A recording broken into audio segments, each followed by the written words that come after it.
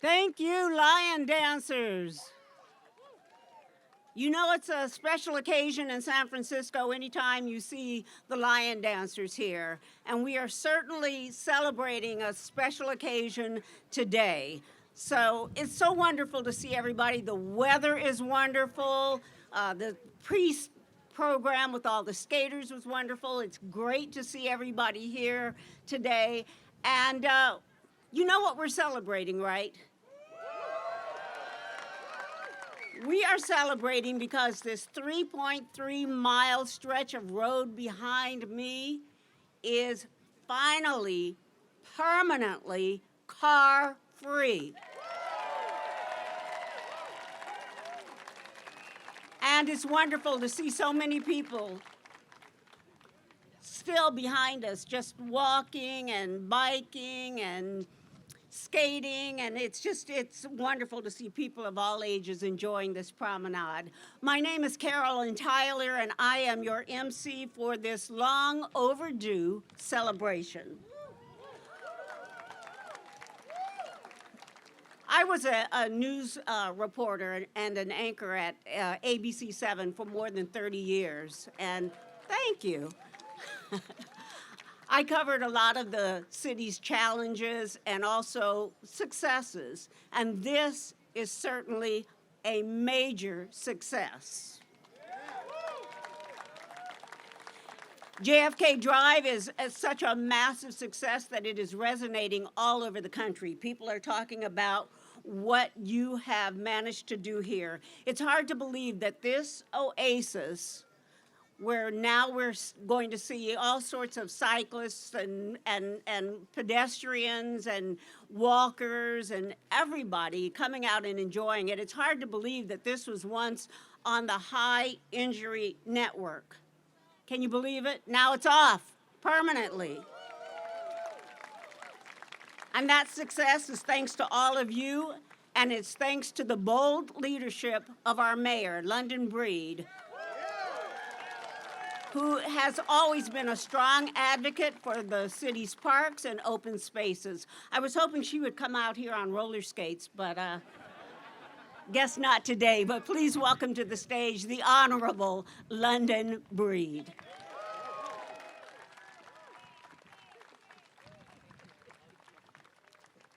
Thank you, Carolyn. Well, I really was going to come out here in roller skates. But then I got a little nervous. I didn't want anyone to catch me falling on video. I will say that I'm just really happy about what we're doing here today. And I don't know about you, but I'm a big fan of Bridgerton. That's on Netflix. And I always wanted to promenade down some sort of walkway because they always talk about going somewhere to promenade. And now we have our own promenade here on JFK. It's going from a drive to a promenade, a place that we can all enjoy. And I remember coming here with my aunt who went to Washington High School. I thought I was a big girl hanging out with the high school students. This place was always packed with people on roller skates with those big radios that we had to use those big batteries with.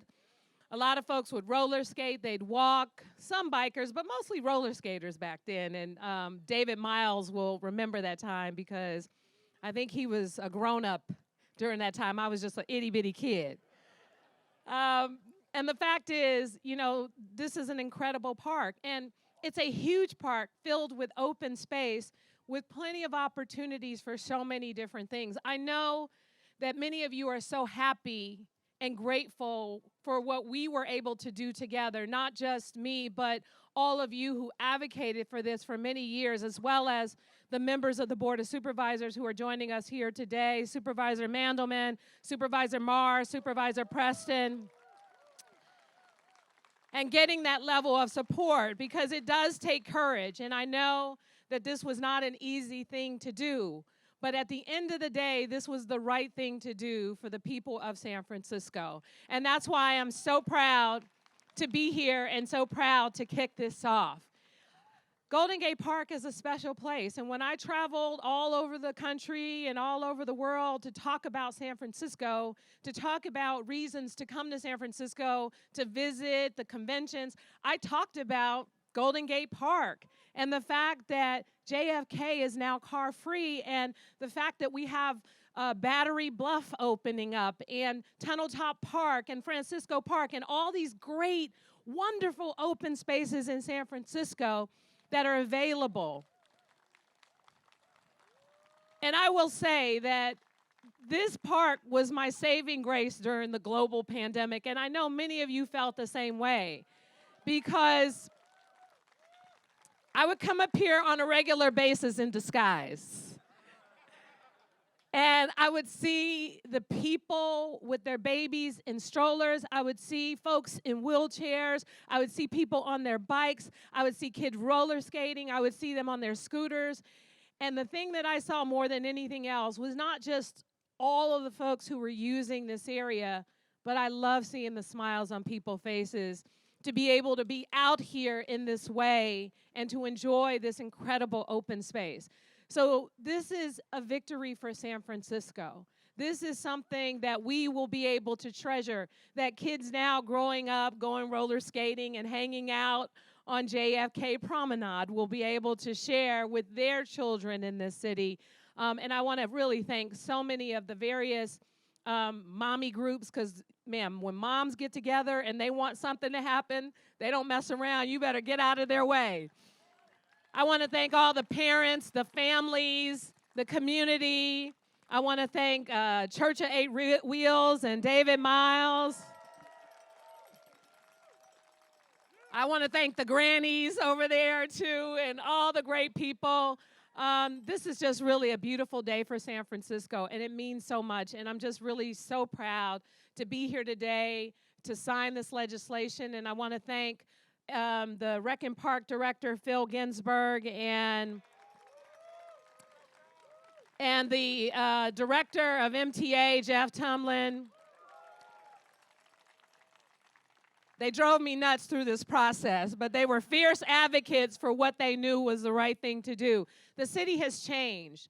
People are using various modes of transportation, and how we get around is so important, but also how we have open space where we can feel safe. San Francisco is one of the densest cities in the country, and that's why a space like this, being car-free, is so critical to ensuring that we have the ability to move around, to skate around, to bike around, free of vehicles, because this is not a place that should be a highway or a freeway or a cut-through. It needs to be a place for people to enjoy. And it's a space that you guys are going to enjoy, that you're going to take care of, and you're going to continue to be proud of. So I'm excited to sign this legislation, but clearly somebody wanted to have a party today. So I think I'm going to let Carolyn, are you going to introduce Phil, or you want me to bring him up? Okay, you want to come on up? But clearly somebody wanted to have a party today, because it is a big deal. It is a celebration. And as Carolyn has said, you know, people are talking about this all over the country, and really surprised and happy that we were able to make this happen. I think that this is going to be something that can happen for other large parks in the U.S. So I am just glad to be here. I'm glad that all of you here. This is your Golden Gate Park. Enjoy it. Thank you, Madam Mayor. I mean, Golden Gate Park is definitely one of the crown jewels of this city, and is known really worldwide. So it's great to be able to have the car-free stretch that we are going to, or the mayor's going to sign into law today. As she said, if we learned anything during the pandemic, it was that our parks are not luxuries. They're necessities. Mayor Breed talked about coming here to Golden Gate Park in disguise. Well, I went to my neighborhood and walked all the time along the Marina Green and into Crissy Field, and it really helped during those dark days. These parks are really essential to our mental and physical health. They were some of the highest points during those dark days for us during the health emergency, and they will continue to be here for us so that we can enjoy. I mean, just look around. It's so beautiful. It's so amazing. And the beautiful parks in San Francisco are maintained by a very hardworking staff at the Department of Rec and Parks, and we'd like to give a hand clap to them. And our next speaker is the General Manager of the department, Phil Ginsburg. Hey, let's give it up for Carolyn. Thank you so much for being here today to celebrate this. So someone once said the best way to avoid criticism in life is to do nothing. That's not what we did today. Great cities do great things, and great leaders, Mayor, help cities do great things. And that takes bold leadership, it takes courage, and we are really grateful to you for your vision, for leaning into this, for steering us. Thank you, thank you, thank you. We also really want to celebrate and acknowledge the co-chairs of the legislation, the co-sponsors of the legislation, now Assemblyman Matt Haney, and then our three members of the Board of Supervisors who are here today, Dean Preston, Raphael Mandelman, and Gordon Marr. Give it up for them.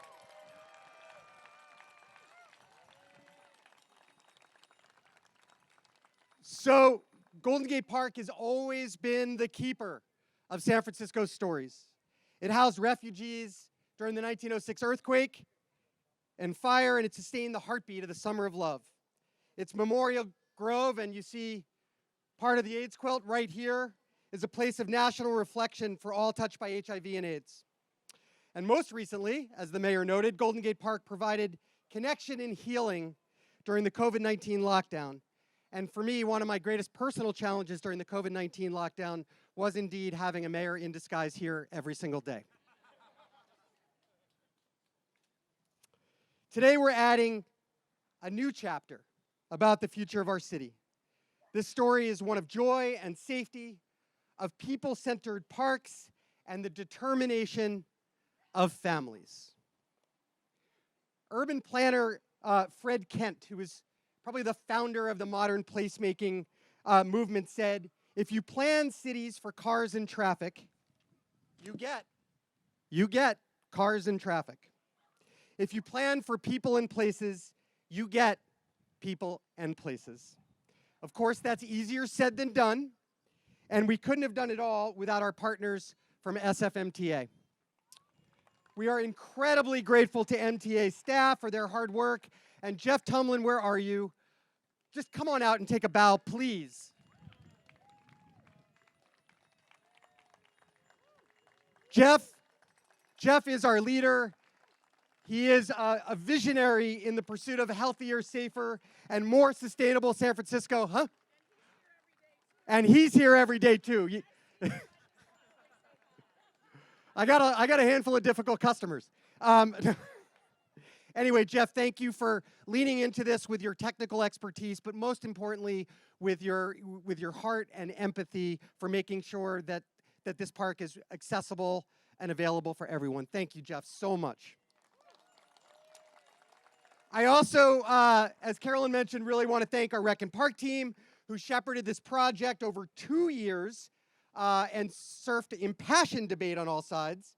And I want to give a particular call out to our Director of Public Affairs who worked so hard on this whole project for 2 years and worked so hard on throwing a great party today, Sarah Madlin. But none of this happens without all of you. So we want to thank all of the volunteers who worked tirelessly to secure this space. Thank you, David Miles. Thank you, Godfather, where are you? The hardest working man in skating. The Church of Eight Wheels, Walk SF, the Mayor's Office on Disability, Kids Safe SF, San Francisco Bike Coalition, and so many other wonderful grassroots organizations. I really want to thank Tilly Chang and the San Francisco County Transportation Authority and the SFMTA Board of Directors and our very own Rec and Park Commission for leaning in and sitting through some awfully long hearings. But the last and most important thank you goes to all of you. More than 10,000 San Franciscans engaged with us during this conversation over 8 months of outreach. And your input has not only led to a permanently car-free JFK, but 45 different access improvements to ensure that everyone can enjoy this space. You all made the next chapter of San Francisco's story today. You made history. Thank you very much. And Madam Mayor, we have a little something for you, a sign which we hope adorns your office. You no longer need to be here in disguise. You are welcome along JFK Promenade anytime.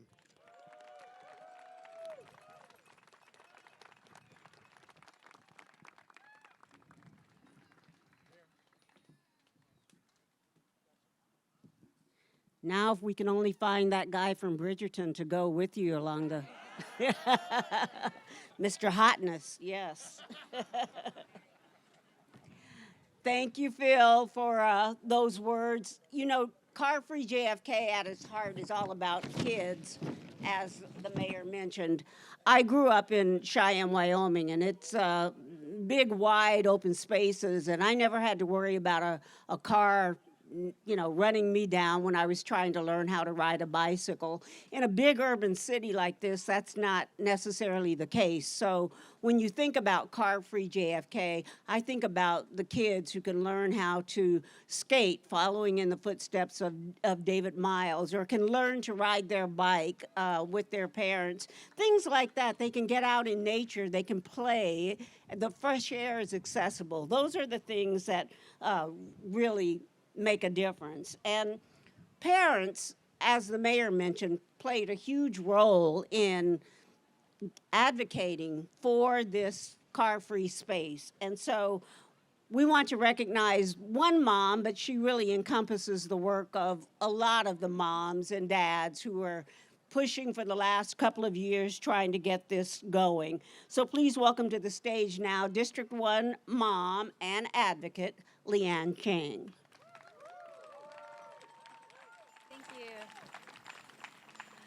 I am so honored to be here today with Madame Mayor London Breed. I'm Leanne Chang, one of so many parents who love this space for our families and who got involved to help make it permanent. Almost exactly 2 years ago, Mayor Breed created car-free space here in Golden Gate Park and in McLaren Park so that we could have space for socially distant recreation. And I want to share a little story with you from the very earliest days of the pandemic when we were sheltering in place. After many days of staying inside our apartment, the first place I took my son, he's over there in the pink pants, Jay, he was 3 years old at the time, was Golden Gate Park. And on the way over here, it just felt like a revelation to me to be back in this city, like back on the streets of the city, which was so much more beautiful than I remembered. And I know Jay felt it too. As we were crossing Fulton Street just up there at 8th Avenue, and we could start to smell the trees and see people walking and sitting on the grass, suddenly Jay belted out, "I love this town. I love everything in this town. I love everything and everybody in this town." And that was his song as we made our way to a quiet corner of the park where we, reconnected with nature and from an extremely safe distance, reconnected with other San Franciscans. And then Mayor Breed created a safe, car-free space here on JFK. And suddenly we had a space where we could be not only in the city surrounded by the diversity of people and activities that you can only find in a city, and really only in this city of San Francisco, and at the same time be safe from dangerous traffic. So Jay could listen to the music and join the party here at the skating place. get a snack from a food truck, and practice riding his bike, and at the same time see and meet other kids and adults learning and even practicing tricks on theirs. And all of this was so much more carefree for me, not feeling like I had to constantly watch for cars. So I will be forever grateful to you, Madame Mayor London Breed, for seeing that this safe, family-friendly, climate-friendly space could benefit San Franciscans for so much more time after the pandemic. For every kid who now gets to grow up with the JFK Promenade for generations to come, I thank you. Your leadership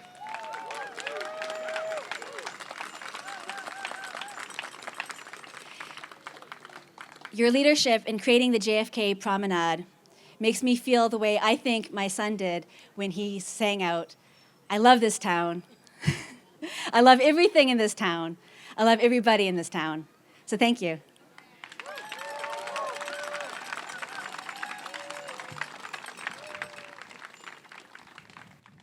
Thank you, Leanne.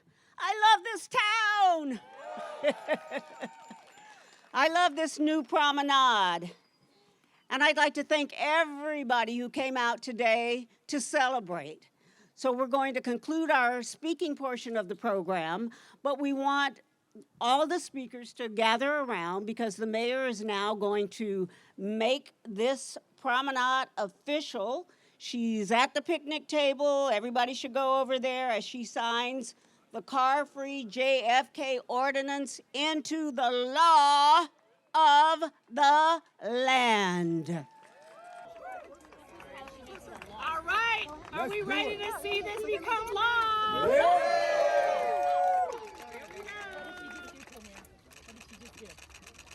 There it is.